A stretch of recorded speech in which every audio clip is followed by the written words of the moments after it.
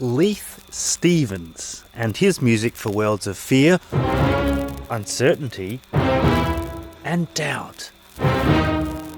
So what? Well, he did it, and he did it just great.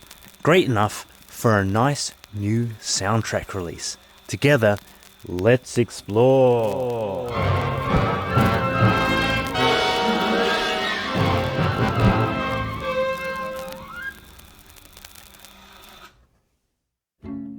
The early 1950s films When Worlds Collide and The War of the Worlds tapped into Cold War-era anxieties, reflecting fears of nuclear war and global catastrophe. They resonated with audiences of the time who were living in an era of heightened uncertainty. The atomic age had begun and the space age was just around the corner.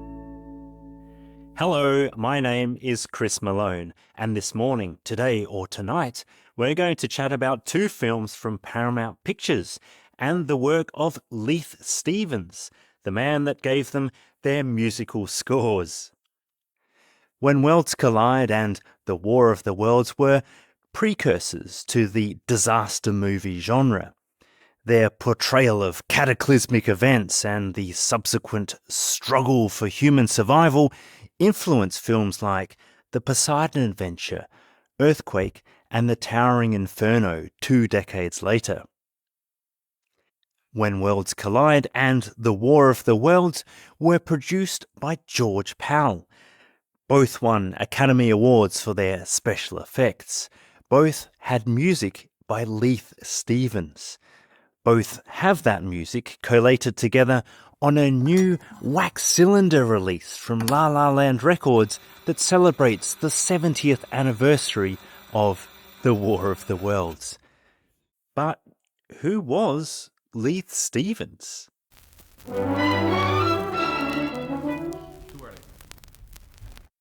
Born in 1909, Stevens did a lot of work in radio.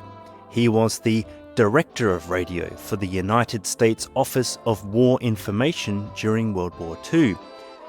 Part of this involved a stint in Sydney, Australia, to negotiate broadcasting American programming. Following the war years, Stevens composed numerous film scores, including some of the very first to utilise jazz. These included Syncopation in 1942 and The Wild One in 1953, starring Marlon Brando. In his later career, Stevens gave student lectures on film music, was president of the Composers and Lyricists Guild of America, and started an electronic scoring facility at Paramount in 1969. Stevens sadly died of a heart attack on the very day he received news that his wife had been in a fatal car crash. Whilst his work lives on, it's mostly locked into the radio, TV, and film projects he worked on. There aren't too many Leith Stevens albums, unfortunately, despite his extensive craft and command of the orchestra. Thank you very much, boys. In his assiduously researched dissertation on this music, booklet author John Takis tells us that in reviewing When Worlds Collide, The Hollywood Reporter noted, Leith Stevens' music has effective futuristic qualities to it. It's an interesting thought. What does that really sound like? What did it sound like then, and what does it sound like now? Where scores to The Day the Earth Stood Still and The Thing from Another World, coincidentally both released in 1951, wrapped an orchestra around a nucleus of the otherworldly tonalities of the theremin, Stevens grounds his science fiction music with a very typical orchestra of about 45 players, and he's running the show sans electronics. Okay, with a tiny bit of solo novochord and organ, but Leith Stevens gave us a palette that was familiar and accessible. It was deliberate. He directed our emotions without pulling us out of the films. He made the stories feel more relatable and probable and palpable.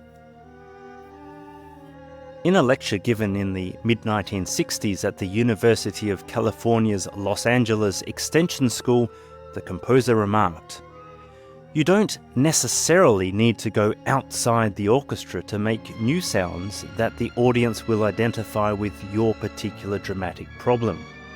An orchestra is an instrument. It's like having 100 hands and instruments that can make all the sound in the world." But even at 70 plus years old, the music here works great. Perhaps that's the very reason. It's effectively conveying identifiable emotions, allowing the audience meaningful connection with the drama. Once more, and a little more attack on the timpani just at the end. Is that all right for you, Phil? Consider the Martian theme that bookends the War of the Worlds.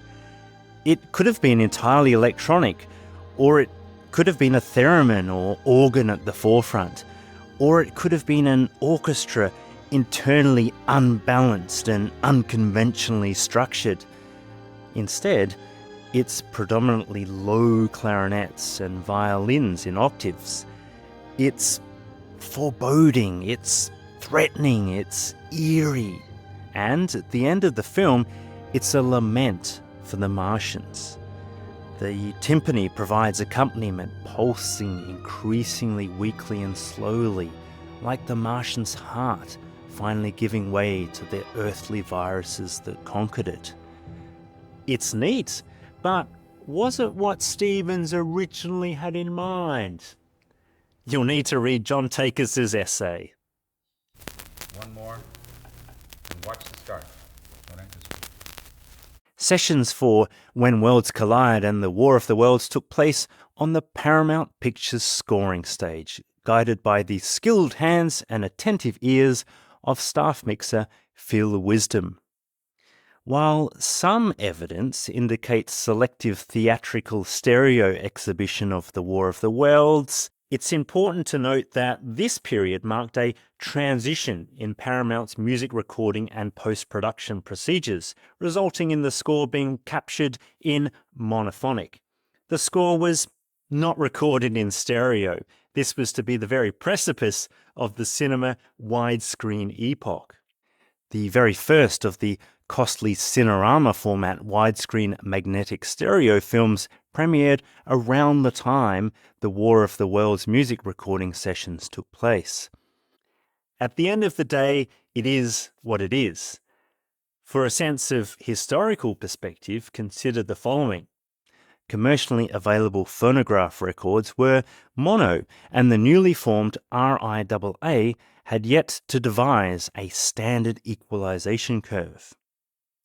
The first transistor radio had yet to be mass manufactured. Color TV had yet to receive a regular broadcast in the United States, and 20th Century Fox had yet to exhibit its 4-track stereo CinemaScope widescreen process. This was to be a rapidly evolving period for audio recording formats and presentation technology, both theatrically and at home. Just as it was a rapidly evolving period for special effects technology and science fiction storytelling. That seemed like it. But now, Leith Stevens. Leith Stevens. Leith Stevens? Leith Stevens? Leith Stevens. But now, step into the atomic age with Leith Stevens as your guide to worlds colliding and worlds at war on La La Land Records compact disc. Happy listening!